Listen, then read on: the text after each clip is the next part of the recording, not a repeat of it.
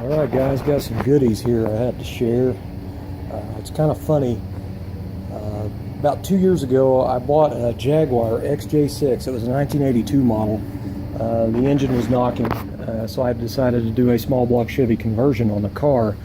So I bought the motor mount kit, and I had a mock-up motor and trans in it. So when it come to radiator, I actually, in my junk pile behind my house, I had an old F-body aluminum radiator.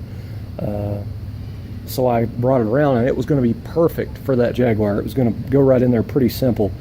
So anyway, I bought a brand new 4-row Champion aluminum radiator, and at the same time I bought from Summit a Derale dual electric fan setup. It come with wiring harness and relays and everything. I also got a thermostatic control switch to turn it on, I think at 180 or 190, 200, I don't remember. But anyway, so I had these in there. Well, I ended up trading the Jaguar off for a 56 Ford F100 pickup, and but I kept the radiator and the electric fans. So I was just basically going to carry it over and use them on the Century, because they are basically G-body. So anyway, since I'm not doing the Century, now I'm doing the Regal, same thing. So anyway, I just brought them out here basically to check to make sure everything fit, or is gonna fit.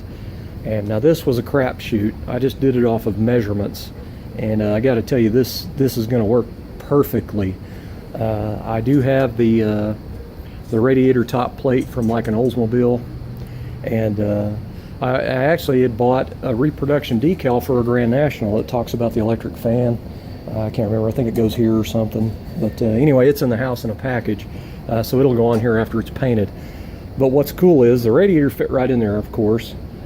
This thing I'll have to actually trim right here on both sides. I'll have to trim it in and over just to kind of cut a little tab off of both sides, but this thing will actually go right in there, and I can trim these, cut this off, and I can make them bolt onto the factory locations. So I think this is an awesome setup. This is a beautiful electric fan combo setup.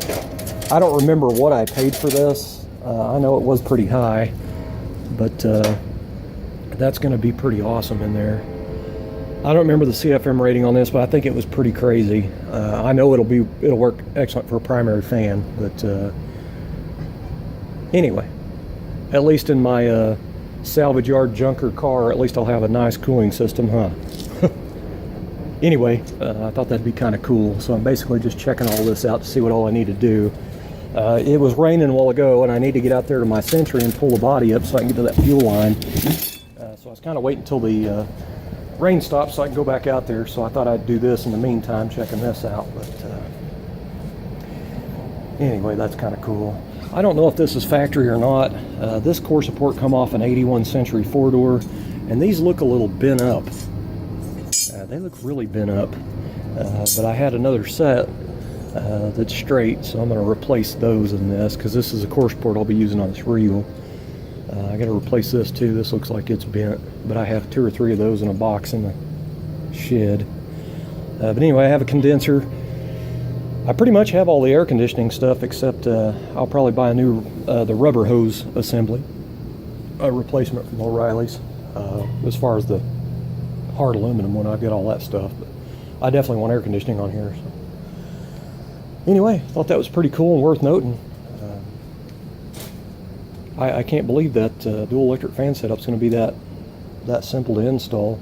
You know, I got plenty of room because that little V6 sets way back in that engine compartment, so you know, that thing is pretty thick. I don't know how that would work with a small block, but I'm sure it would. But I know it'll work with my V6 setup. But anyway, just thought it was worth noting.